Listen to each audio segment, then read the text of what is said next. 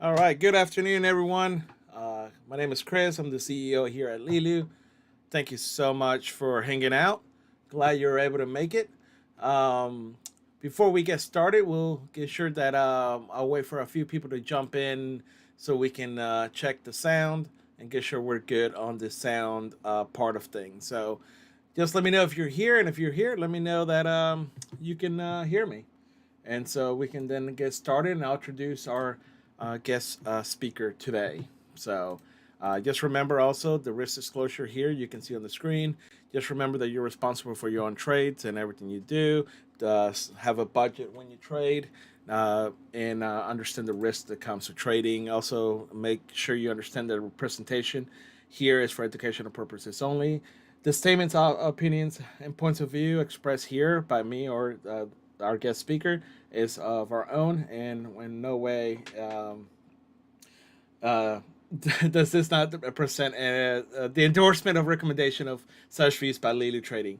I tend to start reading something and then I'll look away, and then because I say so many times, and then I look back, I'm like, oh wait, where did I leave off? So all right, so it looks like TX is here and says good afternoon. Sounds the sound check is good. So now that gives me the green light to go ahead and bring in David. David is the founder CEO of Page Trader, and David is you will see him frequently featured in TD Ameritrade Network. And if you do a quick search on that, you will find a bunch of good videos on that. And so that's David Williams from Page Trader. David, how you doing today? Hey, Chris, I'm doing great, and I'm really pleased to be here with you and Leeloo today. Thanks for having me. Yeah, no, thank you for joining us. I know you're got a lot of things going on. You're busy, and I appreciate your time for sure. Sure. For hanging out with us. So let me bring up the screen here. There we go. So our traders can see um, your screen. So now they're able to see your screen right here. So there's Great. three different sections there. And so you just feel free to let me know once we break it in. I can kind of move it around a little bit. So on that. So all right. Well, let's just give about let's give about 45 seconds here just to give some people a chance to join us real quick. So while Sure. we wait, David, if you can just tell us a little bit about yourself and Page Trader, and that way we can Sure. kind of cover that on the front end, and then we can kind of go from there. Okay. Super. Well, let me say a couple things. First of all, particularly for people who may believe that, investing in markets is not their thing. That was me to a T. I lived a big portion of my life with zero interest in anything to do with markets whatsoever. I couldn't even really understand what people's interest in markets were, what was that based on. So I was really, really distant from markets. And yet a point came up in my life way back in 1990 where I needed to use markets for a specific purpose. It had to do with trying to build money that I had earned from a previous business. And I was introduced to a very charismatic broker who really the purpose for the broker was simply to have him tell me what he's going to do. It wasn't for me to be involved in the markets or really making decisions. I wasn't going to him to say, hey, I'm going to be telling you what to do. But as I started to just started to like him, I would go to the office more. We would sit down and talk, and he is the first person that really sparked my interest in trading, actually buying and selling based on your own information. And so while he was doing work for me uh, in another way by taking the money that I'd given him and putting it into some kind of a program, he started to pick up my interest in the markets. And I remember the first time I saw a chart, a price chart.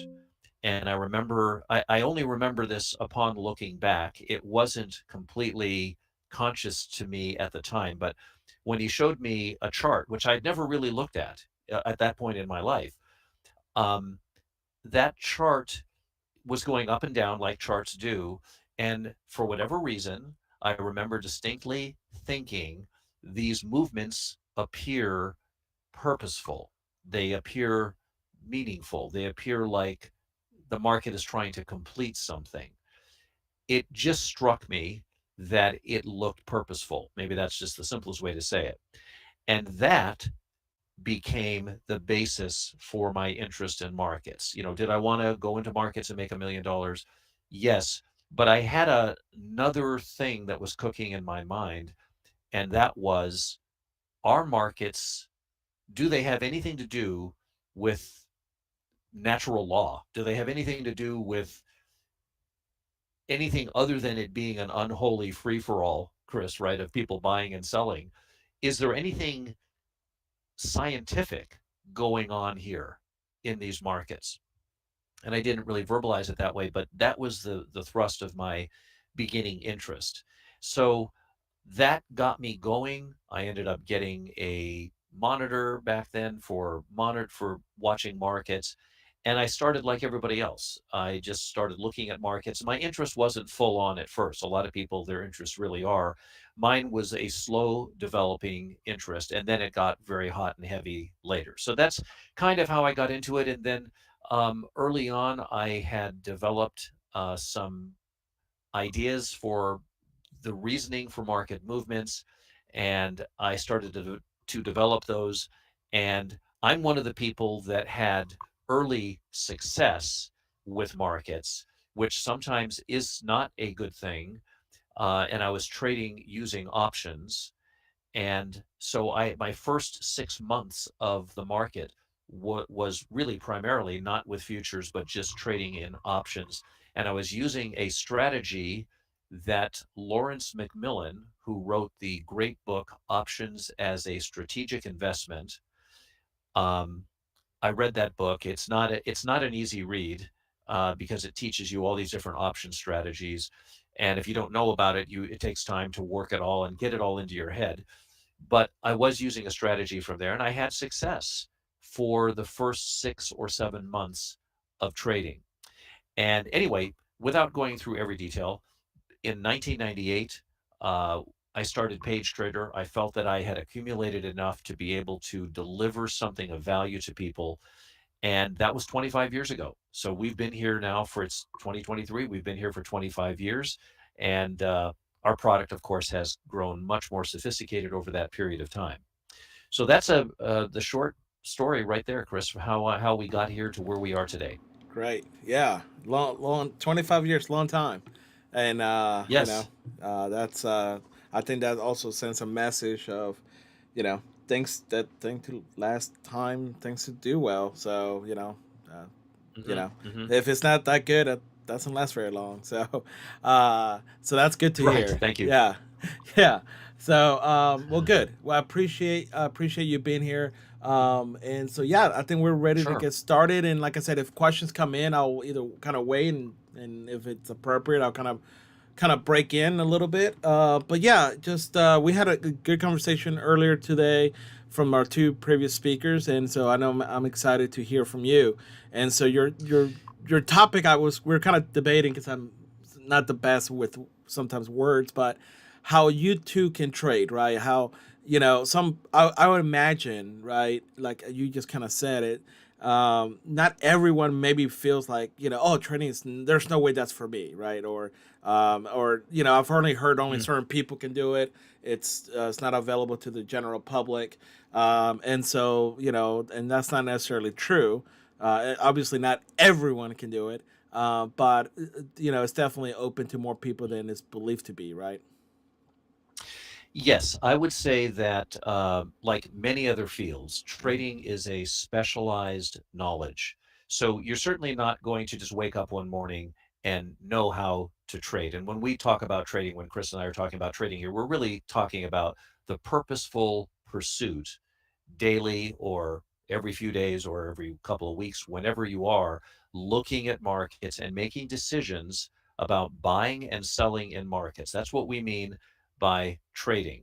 That you might buy something today and sell it in 3 or 4 days, or you might buy something tomorrow and get in and out of it within the same day, which is called day trading.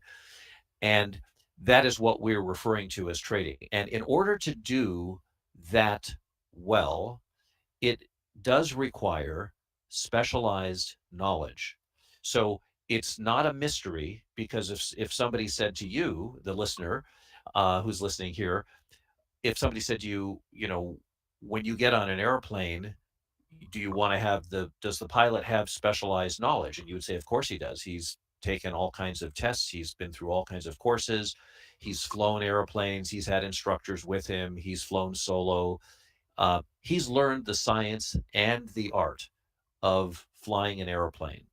And so you would agree, I think, that that is a specialized knowledge. For somebody to work at the post office, also, I think you would agree. It may sound like a lower level job, but it does require specialized knowledge. So the act of trading, which is to buy and sell in markets, requires a specialized knowledge.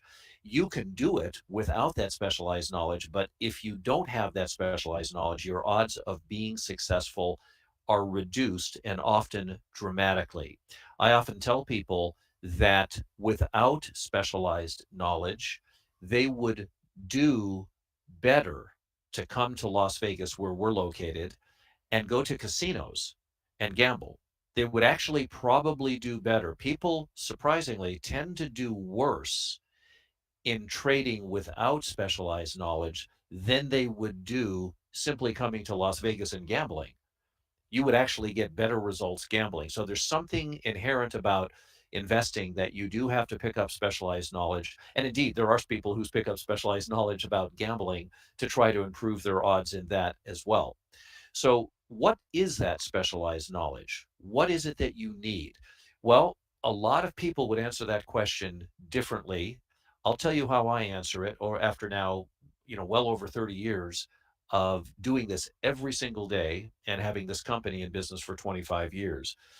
The specialized knowledge is in understanding the nature of markets.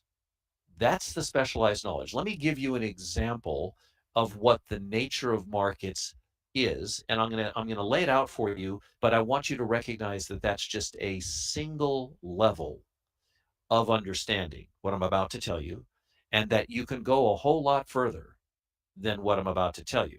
So here's one way to think about understanding the nature of markets. So all markets, whether they are the futures market or the stock market, maybe some obscure futures market that very rarely anybody even delves into, it doesn't matter what it is, all markets that have a session attached to them, a session means they open and then they close. All markets that have an open and close have a nature to them. And one of those natures is that when the market opens for the first period of time, and let's take as an example a really well-known market like the S&P. So for the first about 2.5 hours each day from the pit session open, the market tends to trade very well. It actually, a lot of business gets transacted. The market moves very crisply. It runs to numbers. It does a lot of good things in that first 2.5 hours. Later, in sort of the middle of the day, the market often, if it's not a trend day, it often gets very quiet or much quieter. And the moves might be a little more difficult to discern, meaning what the market's likely going to do. It gets a little weird sometimes in the middle of the day. Then, near the end of the day, the market suddenly starts to get back to the way it was at the start. But it's a shorter period of time. It's not the last 2.5 hours of the day. It's more like maybe the last hour of the day. The market starts to pick up and gets more normal and crisp, and the moves are much easier to understand, and so on. Now, that little thing that I just told you, the opening is really good, the first 2.5 hours are really good, and that's related to the total length of the market. The middle, it slows down. At the end, it picks up again. That's the nature of the market. That's one level of understanding the nature of the market. That statement isn't just true for the S&P. That is also true for any market you want to look at. They all do the same kind of thing. They open up with a bang There's some really good business that takes place in the first period, depending on how long the market trades in a day. But let's just say the first third of the market. I'm just being rough on it here. Just say the first third, and then the middle third is much less crisp and much less obvious. And then the last third, or it's really a little bit less than a third, it gets back to normal. That's the nature of all markets. And now you know something perhaps that you didn't know before. This is part of the nature of a market. So when I say you have to have specialized knowledge, which is understanding the nature of the market, that is one example of understanding the nature of the market. We could take that idea and go a little further with it. And if you'd like, I'll do that. If it's true that the nature of the market is to open with a bang and operate for a period of time and then get very slow and even sometimes kind of weird, and then near the end of the session firm up, and get crisp again and be tradable, we could stretch that out and say, let's apply that to a week where the market, in this case, opens on Monday and closes at the end of business on Friday. Now we can say the opening, let's just, again, it's very rough, third of the week can be very good. The middle, it can get a little weird. And at the end, it goes back to trading really well again. We can then say that that's true for every market because we're just simply expanding the time period that we're looking for that same nature to express itself. We can stretch it further. We could say that that same thing is true for the monthly chart, that for the first roughly third of the month, it's very good. And then it gets into a middle period and then it goes to the end. You could say that for the quarter. You could say that for the semi-annual chart. You could say it for the yearly chart and even beyond. So you can see that if you can understand something about the nature of the market, you can spread that across a wide variety of times, places, and conditions to have a much better idea of where and when you should be participating in the market. And that's, like I said before, you can go a whole lot further than that. But I think that's a pretty good start for people who may not have thought about it. That's a part of the nature of all markets. So there you are, Chris. That's a start. Right. Perfect. Awesome. Yeah. Yeah. A Hmm. lot of information, So when someone is looking to getting into the market, or, I would think the average person's like, okay, I've bought, I was, okay, let me go back up. I wonder if majority of an average person Hmm. introduction to the market is their 401k. Yes. Okay. Yeah. So, Let me. yeah, go Go ahead. ahead. Yeah. Go ahead. No, no. So that I was kind of trying to hit like, yeah, my first interaction to, not mine, but I'm saying as a general is probably, oh, I graduated college. I started working at a company. My company has this 401k thing. What is 401k? To put money into what? Okay, cool. Then you start looking like, oh, my company is publicly traded. So I look up their stock. I'm like, oh, they're giving me shares in the company. And then that's kind of what I would imagine the average person interaction with the markets are from there. But yeah, go Yes. ahead. No, that's a great point. Now, here's something I want to say and think about this. The average person that attempts to actually trade, and that means buying and selling either intraday or longer term, has trouble succeeding with that. And we could say that there is some relative failure rate of people who attempt to do this. But here's something very interesting. That same person who might have trouble trading because he doesn't have the specialized knowledge yet to do it. It's very interesting when you look at the history of which is people trying to trade, and then you look at their 401ks. I don't know if you know this, but most 401ks are very successful. A person has a 401k, which is a tax deferred account, and maybe he works for this company for 20 years. At the end of the 20 years, depending on many factors, he may have a half a million or $1 million or more in that 401k. Just like you said, Chris, the company might give you stock They may match your, donations to it. There's all kinds of things that companies do to help people with 401ks. But what is unique about 401ks is their very high success rate. Success meaning that over a long period of time, people tend to make money. Do you know what that success is attributable to? The fact that people can't touch it, that people can't mess with it, that their human nature, which we all have, can't make abrupt decisions. It's because of that that most 401ks, I don't know if you've ever thought of it this way, but if you're looking at them as a success or failure, they're very successful. That means that at an end of a period of time, people tend to do very well precisely because they weren't given a chance to go in and out, pull positions off. I mean, usually your 401k is kind of, you know, it's kind of a special little thing over here that you're supposed to leave alone and just let it build up. And over long periods of time, people do very well. Once you enter the human factor into this, which is that people's emotions, their compulsions, and other factors come into play, that's where they tend to go wrong. So if a person wants to invest, if he wants to do buying and selling intraday, daily, weekly, longer term, he will come in contact with himself. He's going to come in contact with his own compulsions, his own perhaps peculiarities, things that he may not be able to initially control.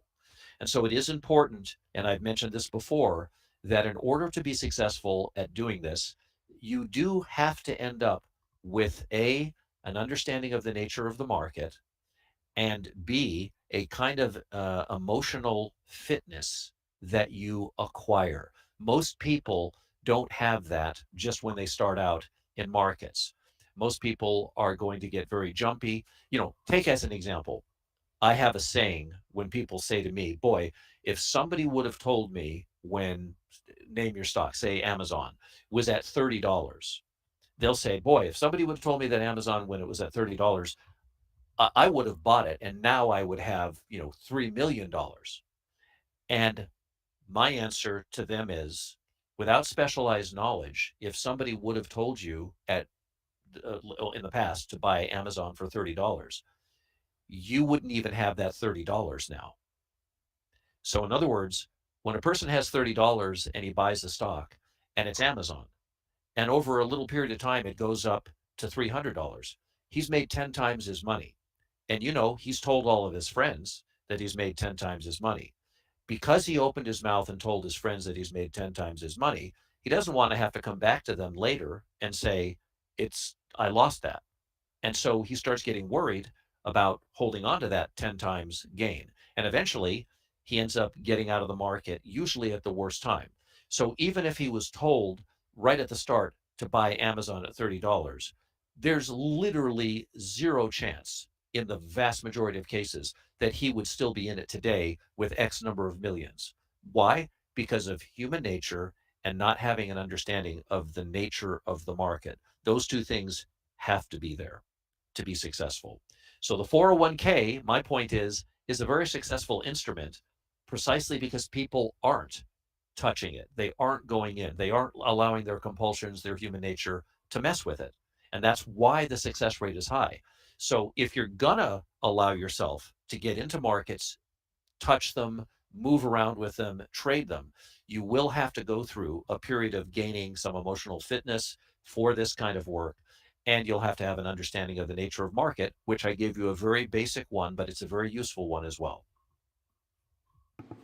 Great. Awesome. Yeah, And thank you. And so coming up to that, I know I think about traders and how they get involved into futures, right? Because now this is a very small point of view, but from my point of view, right, sure. futures is not the thing you talk about with your buddies in college and stuff. It's typically stocks, right?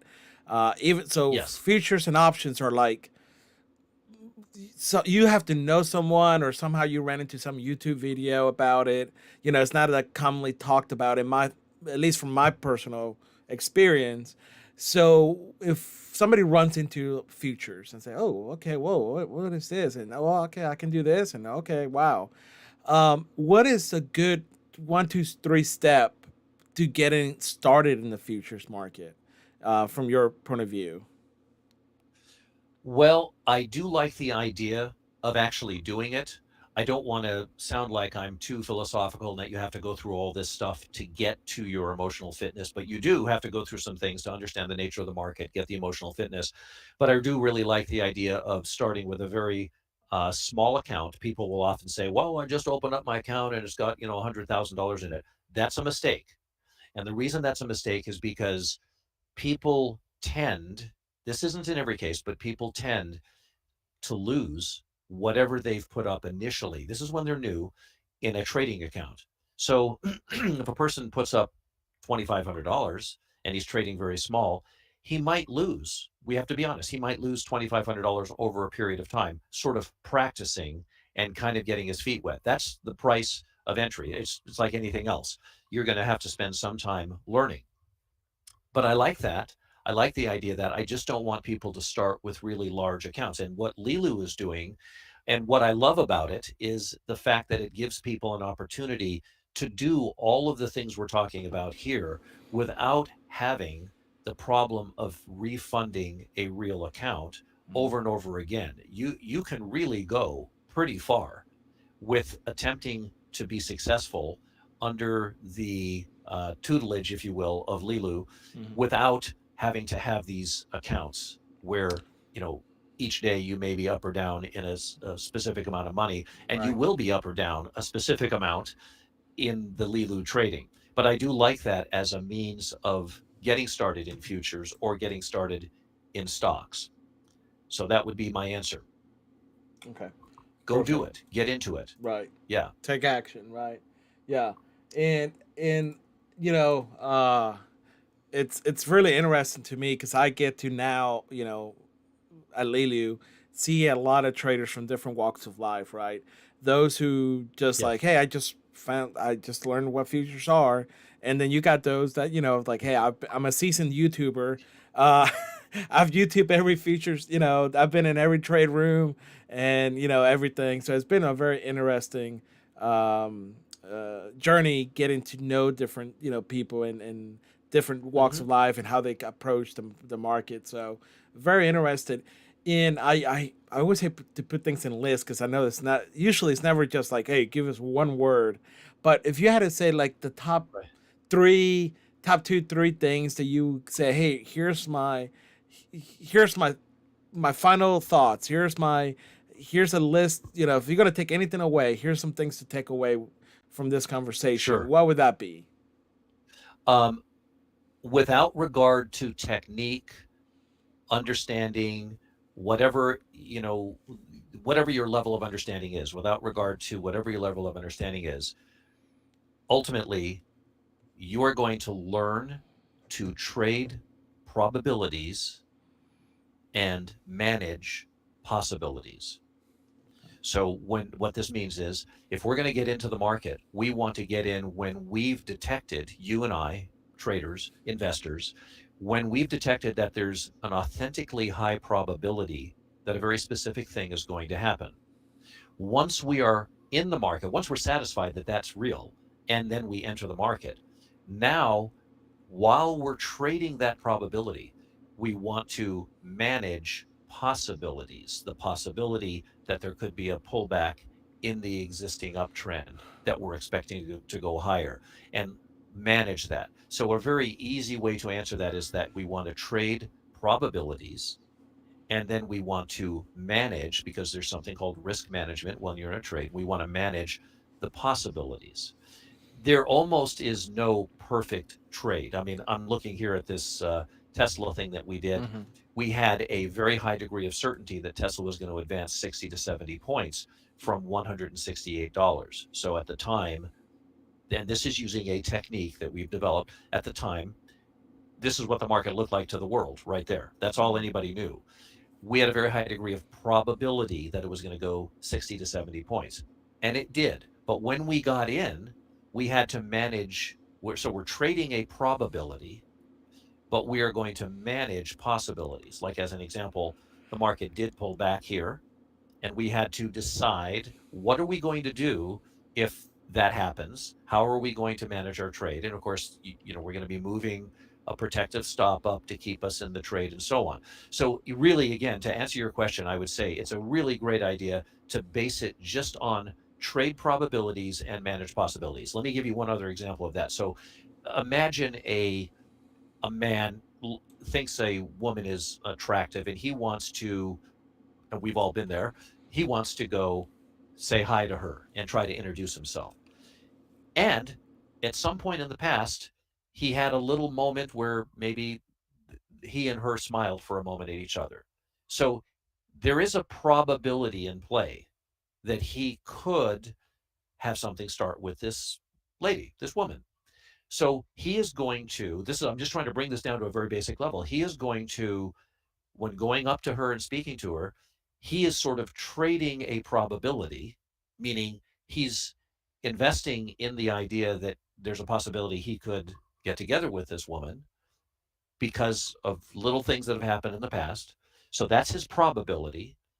And then he's going to manage the possibilities. And the possibilities are, she might say no, or she might say no and expect him to ask again and then say yes, or any number of things, but those are possibilities.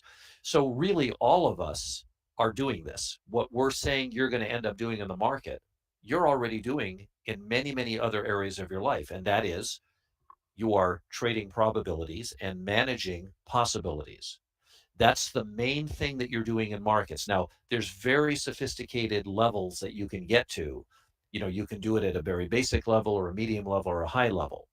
But you can go as far as you want with the technical side of the market and really begin to see that no matter what you know, even if it's a very high level knowledge about the nature of the market and so on, you also will find that you end up actually doing the same thing, which is trading probabilities and then managing the possibilities until the trade is complete. So that's a real simple way of laying that out.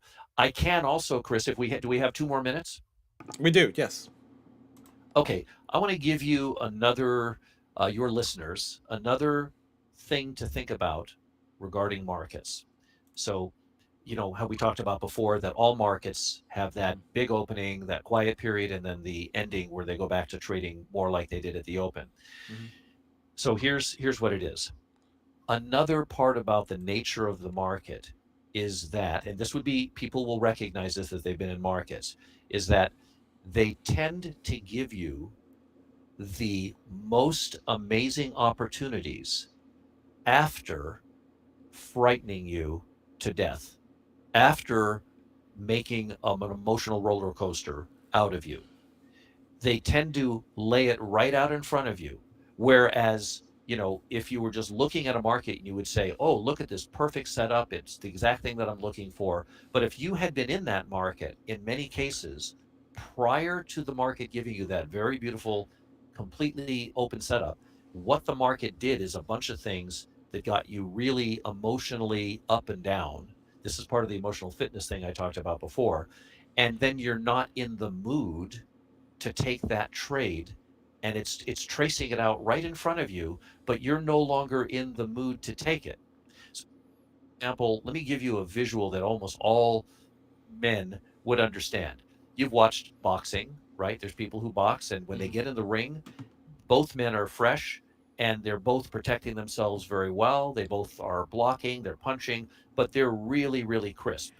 Later in the middle of the fight, a lot of emotions have been spent, a lot of things have happened, maybe one of them got knocked down, and later in the fight, you're seeing them stand in front of each other, and at least one of them has his gloves down. He's no Mhm. longer protecting himself, but the other guy isn't hitting him. And you're saying, good Lord, the guy's arms are down, punch him.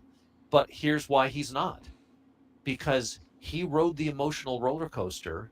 And even though the opportunity is right in front of him, the guy's hands are down, he's not in the mood to take that on right now, even though he could knock him out.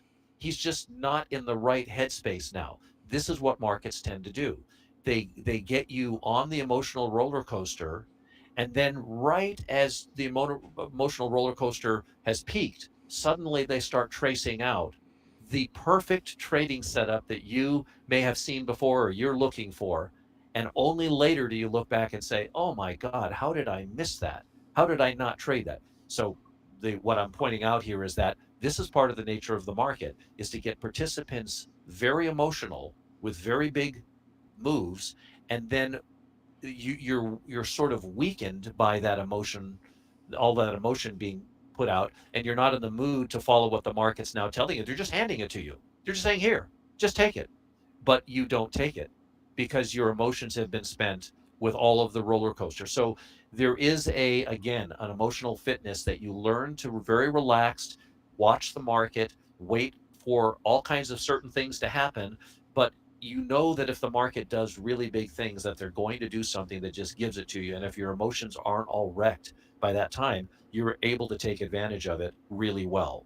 And I don't know if I made that point as good as I could have, but I really know that this happens time and time and time again. And anybody that's been in markets will say, boy, I can't believe that I didn't take advantage of that. That was the perfect trade. But that's after their emotions had been pulled on really hard. So you have to have a way of watching the market without getting too involved with it so that you can be there when the guy's hands are down and really take advantage of it. I hope that makes some sense. Yeah, it does. Perfect. Yeah, great. Yeah. Great. Thank you so much for that. Yeah, very interesting. I know, again, a lot of information, but real simple. You put it in a very simple ways to understand it. I guess it's a good way to say it because it's a lot, Thank to, you, Chris. a lot to break down, right? So thank you for that. Yes. Awesome. Okay. My pleasure. We do have one question here. And by the way, those Please. listening, if you have any questions, this is the time to ask. But a question here, it says, how do you reconcile the nature of market theory with the fact that most days are choppy? Most days are choppy. Yeah. Yes. Is that what he said? Correct. Well, it depends on what you mean by choppy, because the general meaning is that it's not trending. It's not just going up like today's session is. But here's the thing, again, and I'm not saying this about the questioner. Most people, had they bought this morning, are not going to be in the market still now. Don't kid yourself. Most people are not capable of holding onto a position for the kinds of gains that we've seen today. That takes specialized knowledge, and that we've been through that. So when you look at a day like today and you see that the market's up and you say, boy, I wish I would have just gotten in when my system told me and I would have held it and so on. The real, in most cases, the real truth is you're not going to be able to do that without practice and a lot of it. So therefore, my response to your question is since you're not going to be able to be in a normal trending market, why not learn to trade the choppy markets? Because in many cases, you that will be more appropriate to how long a person might be able to hold a position. It moves up 5, 6, 7, 8, 9, 10 points, and you take a piece out of that. There's nothing wrong with that. In fact, the markets are more choppy than they are trendy, which I'm sure you know. So I wouldn't worry yourself over the trending market as opposed to the choppy market, because both of them have characteristics that can be exploited. Both of them have probabilities that can be managed. So and they're both different markets. A trading range market, and this is in books, and it's actually true. A trading range market is different qualitatively than a trending market. Your job, for the listener, my job, is to understand the kind of market that you're in. You're in a very trending market now. You shouldn't be trying to short the market to go back to numbers. You should be looking for places to buy when the market is in a trending position. You'll do much better that way than trying to short it against a very powerful trend. And that's something that you just learn over time. So uh, I hope that answers the question. I don't care if it's choppy or trendy. I want to understand what to do, and I want everybody to understand what to do under those kinds of conditions. If it's choppy, there are special advantages to trading in choppy markets that you can understand. You can understand that there's special advantages to trading a trend market. Trends look easier, but choppy markets are actually what most of us are trading in most of the time. Hmm. So, final thought here, the approach to being able to do this day in and day out, your emotions, you're not compulsive, you're not feeling edgy and compulsive, you're not chasing a certain fixed number of points per day, per week, or per something. You're looking for an opportunity to exploit, as opposed to you telling the market how many points you need to get, and you are relaxed throughout the whole day, but very focused. That's what I've learned over many, many years of doing this, that I want to be pretty fresh even later in the day because I didn't ride the emotional roller coaster.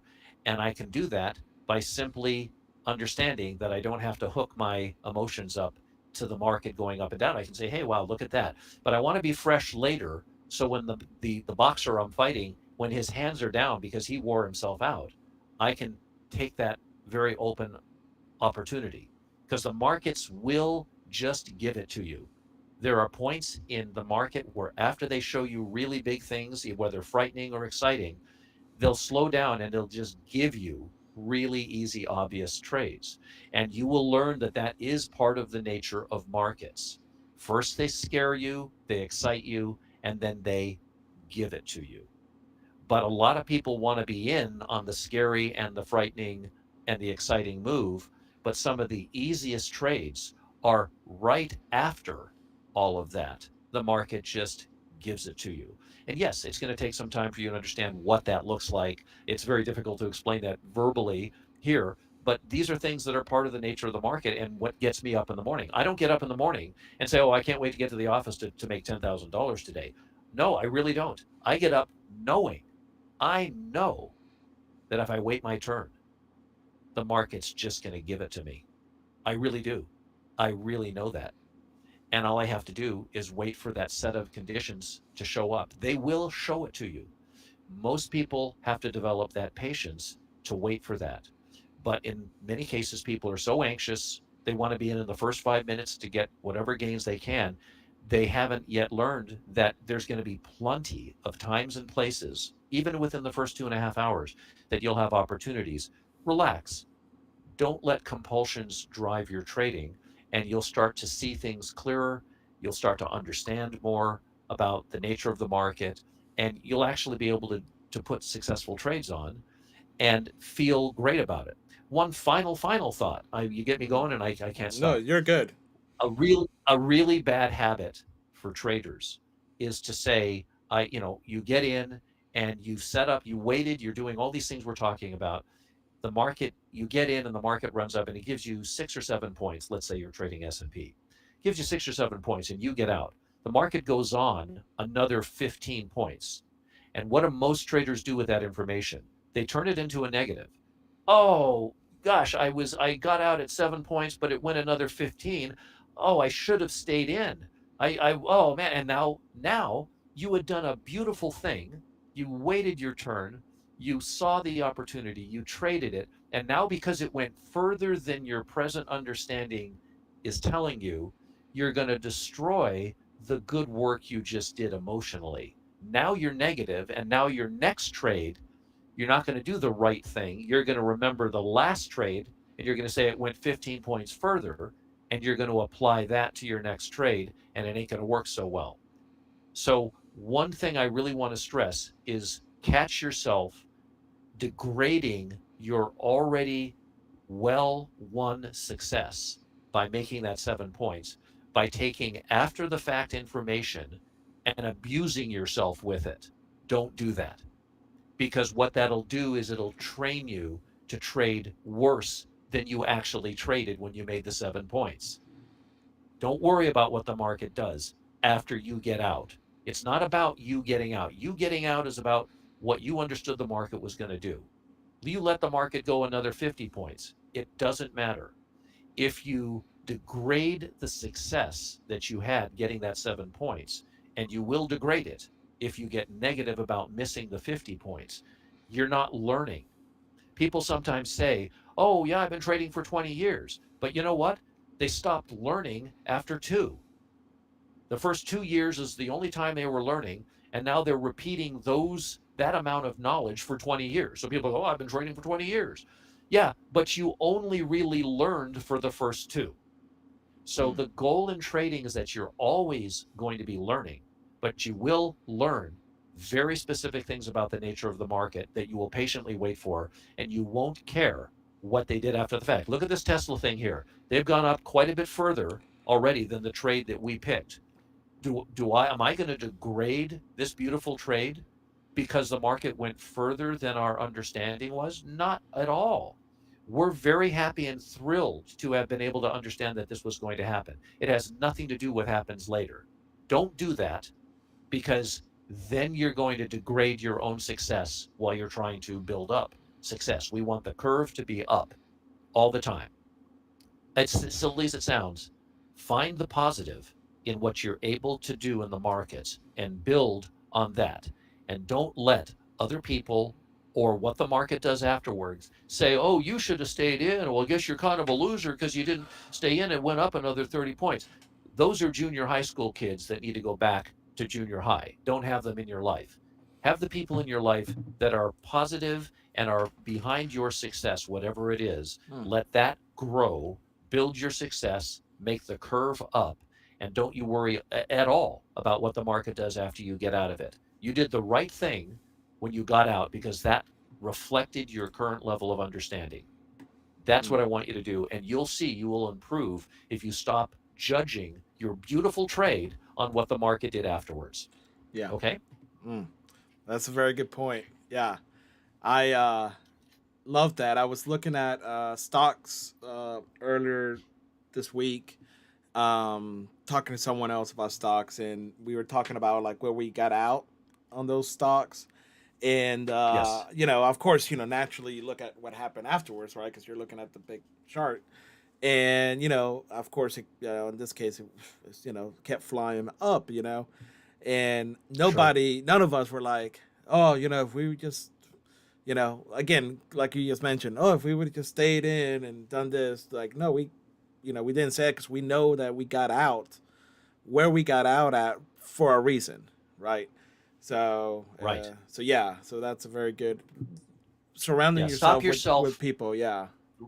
Right. So surround yourself with good people and instantly catch yourself Hmm. anytime you use after the fact information Right, to judge your performance. Stop it. right, Just cut it, stop it. Don't do that, because that is damaging to your early success.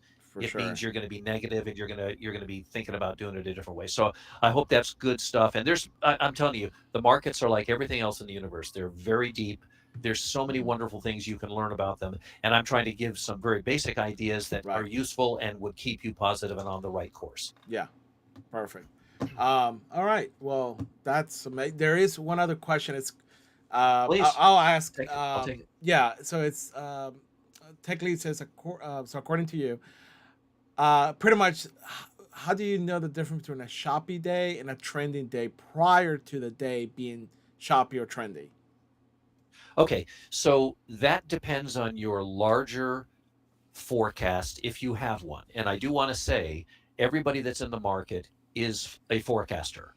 If you buy the market, you're forecasting it's going to go up, right? I mean, Hmm. even if you're looking at a 1 minute chart and you're saying, I only think it's going to go up 2 points, you're still forecasting. If you buy it, you think it's going to go up 2 points. That's a forecast. Hmm. So if you develop that skill, and this is our primary work is forecasting markets, if you develop that skill, and it can be developed to a surprising level and beyond. Hmm. If you develop that skill, you very well may be able to say something like this: on such and such a day, we believe the market has to touch this specific number that's way up here.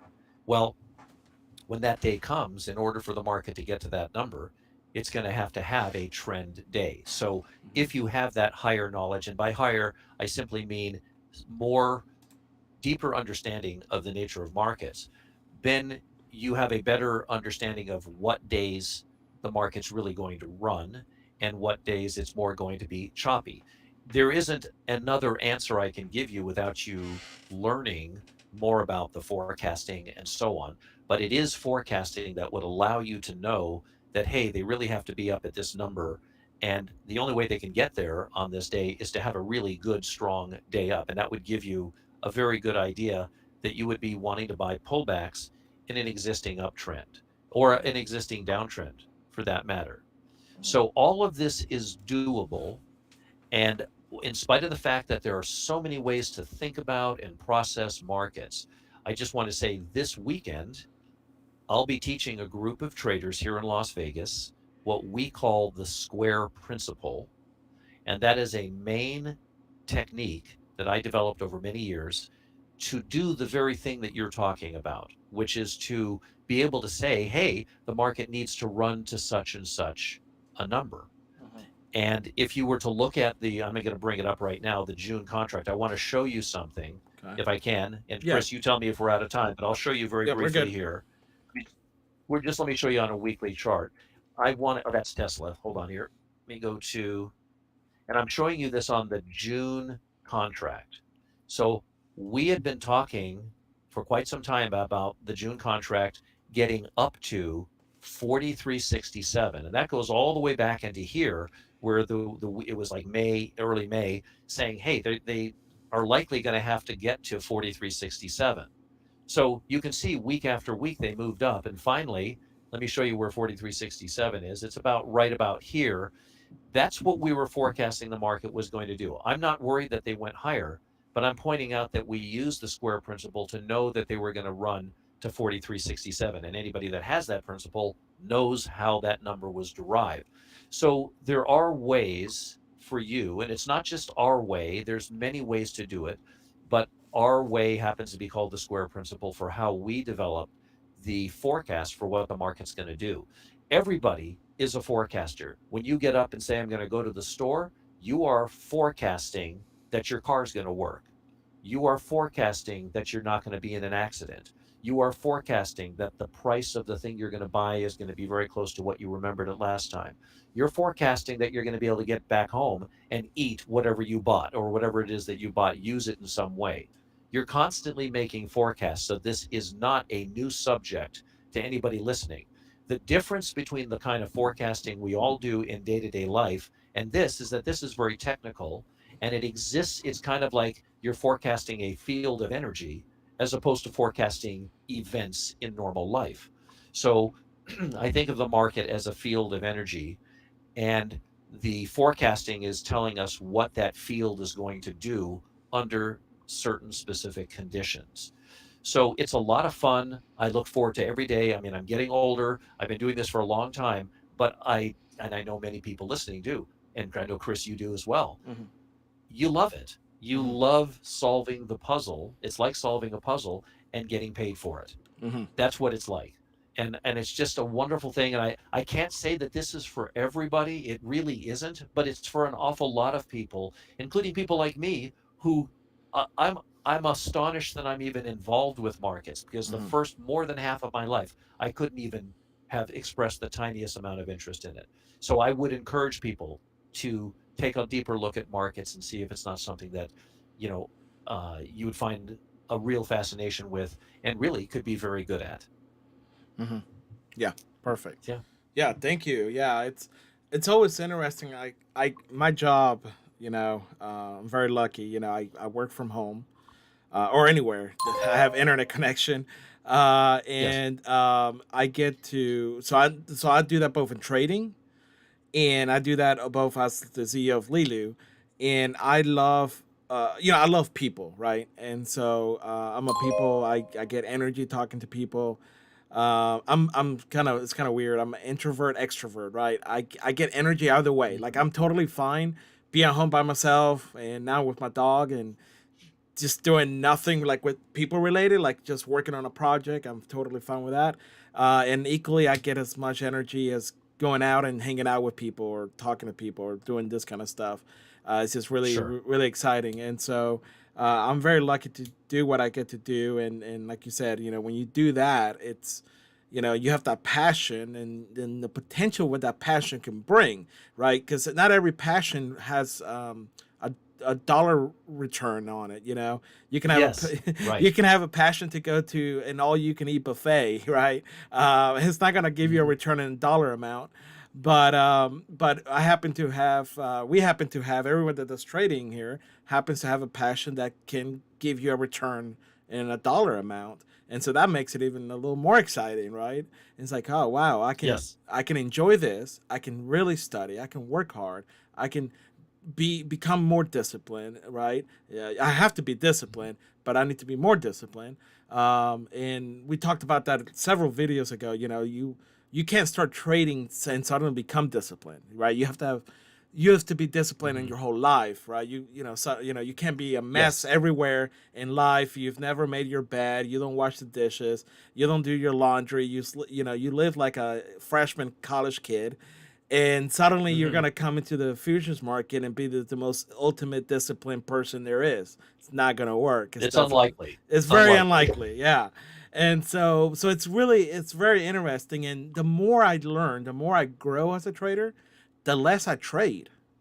I find Mhm. myself doing Mhm. less. I remember, when I started, I couldn't wait for the markets to open. I couldn't wait for Monday. I was like, Mhm. let's go, and then nothing wrong with that, except for now. I'm not talking about screen time. I'm not talking about studying. I'm talking about trading, right? Right. Screen time. You got to study. You got to put in the hours. Because watch charts, study charts, all that kind of stuff. I'm not talking about that. I'm talking about actual eager to trade, and that eagerness to trade is risky. It's dangerous because now you could potentially start Mhm. forcing things that may not be there yet. You They may be there eventually, but not there yet. And that's when you start getting impatient, and that's what Jody was talking about, being patient, and you start getting impatient, and all this kind of stuff, and then that's how you get into self where, like, oops, yep, I lost that trade, but then it did it what you thought it was going to do, right? Because you just got in too early, Right. or too Right. late. Right. Maybe you missed the boat, and now you're chasing price, right?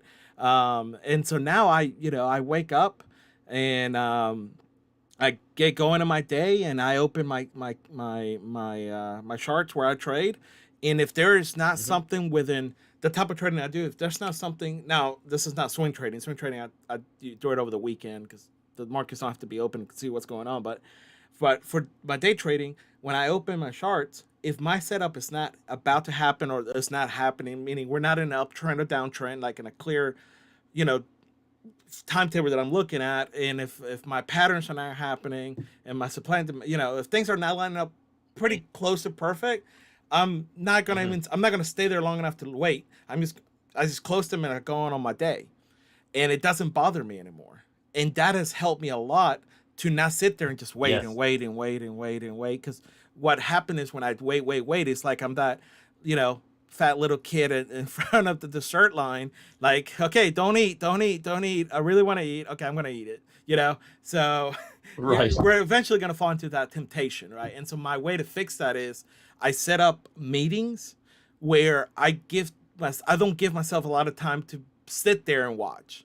And it's worked Mhm. out really well Mhm. for me. So it's been interesting. I don't know if you've dealt with people like that, or if No, you can relate to that. I feel the same way. Yeah, oh, absolutely. What really does happen is that you end up trading less numbers of times Mm, in a particular period, but you're usually trading in somewhat larger size because mm-hmm. you know what you're looking for. That's what it all boils down to. You learn to know what it is that you're looking for. You know what the opportunity looks like. And again, if I can give you a great example of how opportunities often present themselves at the worst apparent possible time. Look at the housing crash of 2008, 2009, all the way Mm, through 2011. How right. many people were running from their mortgages, throwing their keys back to the bank, Mm, and all this stuff to get out of their house? And then no one was thinking about buying, right? right. The boxers' hands were down, the houses were for pennies on the dollar. Nobody wanted it because they were so emotional they couldn't Right. see the opportunity. Mm-hmm. That's what markets give to you time and time again, and you'll learn to find that and you'll learn to trade that, and you'll be very successful Yeah. doing that. Yeah. So that doesn't happen every day, but it happens quite often. And Right. that's part of what makes this so wonderful, is that you can be there at the right place at the right time Yeah. and put beautiful trades together. Yeah. So Oh, it's you just my hit a pleasure, Chris. yeah, you just hit a button though. The In 2008, I was in college. I was still a young college kid, but Florida got hit pretty. I mean, the whole country got hit hard, but I remember Florida, right? This multi-million dollar houses were going for $300,000. And Hmm. I Hmm. remember I was driving and I said, if I only had the money, because in my mind, right, just because a college kid, I'm like, look, if somebody was willing to pay this at one point, and now it's 300,000, Hmm. it's worth $300,000. First, it's a beautiful home. The real estate is still great. The chances of this coming back are pretty high, in my opinion. As a college kid, I was like, if I just had the money, Hmm. I'll buy one, two, three houses here, and just enjoy it, rent it Hmm. out, live Hmm. there, and just give it a couple years, because eventually people are gonna, things are gonna recover, in my opinion, right? As a college kid, that's just Yes. what I remember in my head. I wasn't, anything crazy, but Yeah, I most was, yeah, most people in that time, most people in that time, we all connect with other people and what other people think and say and do. We think right, we're very independent, but in reality, when a whole bunch of people are saying, "Hell no, get me right, out. I don't want anything to do with real estate or properties," right, it makes you see through their screen of life. right, When you look at a property and say, "Yeah, it was $1 million, but it's never going to be that way again. Look at all these people running." right, That's what makes a good investor is yeah, somebody who can keep his head on while everybody's losing theirs. That's somebody's yeah, old saying. yeah. That's precisely what we want to do in markets as well. Yeah. Most So, millionaires are made during a recession yeah, and that's a right. depression. Yeah. It's very, because that's when the people take the opportunity, because that's where you see the most growth potential, right? Like for example, buying Yes. that $300,000 house that really will be worth over 1 million or 2 million, kind of say. So interesting. But anyways, yeah. Sorry, I love the housing market because I was in my college prime during that time, and as an outsider, I was able to appreciate what was going on because I didn't have any stake. I didn't have a house, so I wasn't in the emotion at stake. I was able to see it as a non-emotion involved person. So it was very interesting. Mhm. No, So. that's good. That was probably something that helped you learn to trade later. And I just want to, as a final thought here, Mhm, Chris, and I really want to thank you and Leeloo, Jody, mhm, and everyone for having me on. Listen, I live in Las Vegas. yeah. If I wanted to gamble, I can walk into a casino and do it anytime. I'm not interested in gambling. Hmm. Gambling to me is when you place a bet when you know the odds are against you. That's gambling. Mm, Investing is when you place a quote unquote bet when you know the odds are in your favor. I'm not interested in placing a bet hmm. when I know the odds are against me. No, Right. I'm interested in placing a bet when I know they're for me. I can't do that gambling, Hmm. but I can do it with markets. I can place a bet when I know the odds are in my favor. That's why I'm in markets and not in casinos. Right. There you are. There we go. So Right. Well, thank thanks you. again for Yeah, having me and on, Chris. the website. If you want more information about David and what he does and his company, it's David Williams Page from Trader. Page Trader. Yeah. Yeah, so go to Yeah. pagetrader.com. You can Google David Williams, Page Trader. A lot of good info is going to come up. He does and is involved with TD Ameritrade Network. Does a lot of stuff on that, so you can find that on YouTube. But Google search. But the actual website is at pagetrader.com. Yeah, PAGETRADER, pagetrader.com. We're in our 25th year, we're proud to say, and we hope we have many, many more coming. Yep. So JK is asking, how do we reach out to David? And that's the best way to reach out. Yeah, just call us. Actually, on our webpage, you can go to pagetrader.com, Find the number. 888-231-4702. Yeah, it's right on there. Okay. And you can speak directly with me. You can be very happy to do that. Our main product is forecasting. We also, of course, convert those forecasts into trades for our subscribers. And I'll be very happy to tell you whatever it is that you're interested in.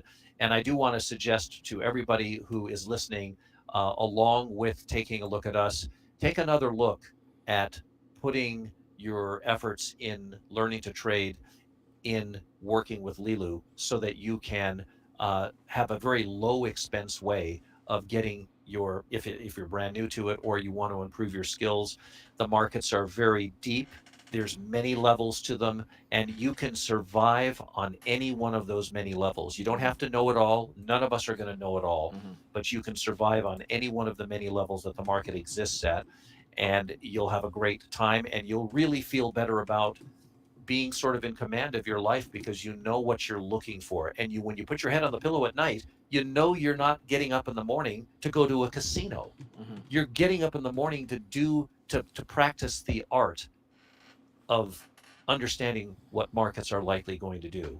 Mm-hmm. And it can be learned, and you'll be so happy to be able to do that day in and day out. I can promise you that. Perfect. So Well, yeah, give us a thank you. call Yeah. anytime. We'd love to talk with you. Thank you. All right, guys. That's David Williams from Page Trader. Be sure you check him out. And David, again, thank you so much for your time. I hope you have a My great pleasure, Chris. rest of the day, a good Friday, a good Thank you. weekend. Don't party too hard. And if you do, call me. All right. I'll be sure to call you if I party too hard. All right. All That's right. great. Thank Thank you you all so for much. listening.